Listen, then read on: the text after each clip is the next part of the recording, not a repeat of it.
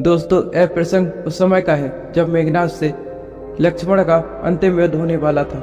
वह मेघनाथ जो अब तक अभिजित था, जिसकी भुजाओं के बल पर रावण युद्ध कर रहा था। मेघनाथ अब प्रियतम योद्धा था, जिसके पास सभी दिव्यास्त्र थे।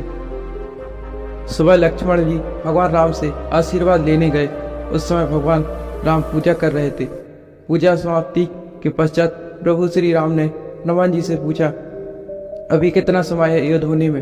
हनुमान जी ने कहा कि अभी कुछ समय है, अभी तो प्रातःकाल है। भगवान राम ने लक्ष्मण जी से कहा, लक्ष्मण तुम एक पात्र लो और भिक्षा मांग कर लाओ। जो भी पहला व्यक्ति मिले उसी से कुछ अन्न मांग लेना। सभी बड़े आश्चर्य में पड़ गए। आशीर्वाद की जगह भिक्षा, लेकिन लक्ष्मण जी को जाना ही था। लक्ष्मण जी जब भिक्षा मांगने के लिए निकले तो उन्हें सबसे पहले रावण का सैनिक मिल गया।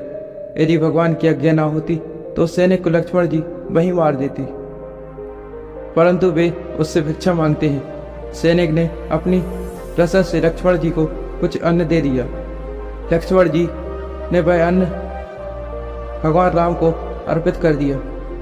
तत्पश्चात भगवान राम ने उन्हें आशीर्वाद दिया, विजयी भव। भिक्षा का मर्म किसी को समझ नहीं आया, कोई पूछ भी नहीं सकता था। फिर भी यह प्रश्न तो रह ही गया। फिर भीषण युद्ध हुआ। युद्ध में जब मेघनाथ की सभी शक्तियां विफल हो गईं, तो अंत में मेघनाथ ने त्रिलोक की अंतिम शक्तियों को लक्ष्मण जी पर चलाया। ब्रह्मास्त्र, पशुपात, सुदर्शन चक्र, इन अस्त्रों की कोई काट नहीं थी। लक्ष्मण जी ने सिर झुकाकर इन अस्त्रों को प्रणाम किया। सभी अस्त्र उनको आशीर्वाद देकर वापस चले गए। उसके बाद राम का ध्यान करके लक्ष्मण जी ने मेघनाथ पर बाण चलाया।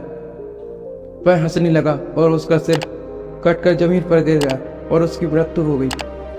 उसी दिन संध्या काल सुबह भगवान राम शिव जी की आराधना कर रहे थे, लेकिन वह प्रश्न तो अब तक रह ही गया था। हनुमान जी से रहा नहीं गया और उन्होंने पूछ लिया, प्रभु वह भिक्षा का मर्म क्या है? भगवान मुस्कुराए और बोले, मैं लक्ष्मण को जानता था, वह अत्यंत क्रोधी है, लेकिन युद्ध में बहुत ही विनम्रता की आवश्यकता पड़ती है।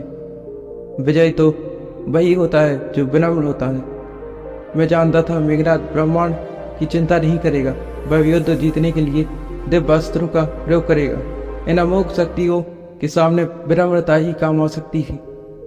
इसलिए मैंने लक्ष्मण को सुबह झुकना बताया। एक वीर शक्तिशाली व्यक्ति जब भिक्षा मांगेगा तो विनम्रता स्वयं प्रभावित होगी। लक्ष्मण जी ने मेरे नाम से बाण छोड़ा था। यदि मेघनाथ उस बाण के सामने विनम्रता दिखाता तो मैं भी उसे क्षमा कर देता। युद्ध काल में विनम्रता शक्ति संचय का भी मार्ग है। वीर पुरुष को शोभा भी नहीं देता। इसलिए किसी भी बड़े धर्म युद्ध में विजय प्राप्त के लिए विनम्रता और धैर्य का होना अत्यंत आवश्यक है। रामचरितमानस में गोस्वामी तुलसीदास जी ने लिखा है, धीरज धरी मित्र अनुरारी, आपातकाल परेखे अधिचारी, जय सिया राम जय जय हनुमान। दोस्तों, जब भगवान स्वयं किसी से भीख मांग सकते हैं तो हमें किस बात का घमंड है? हम हमेशा अकड़ कर रहते हैं। जब खाली बाल्टी कुएं में जाती है तब वह झुकती है तो भरकर आती है। दोस्तों, अगर आपने झुकना सीख लिया तो जिंदगी में आपको बहुत कुछ मिलेगा। मैं आपको किसी से भीख मांगने की नहीं कह रहा, आप अपने सिर को भगवान के चरणों में झुकाएं। मैं आशा करता हूँ हमारा यह वीडियो आपको अच्छा लगा हो।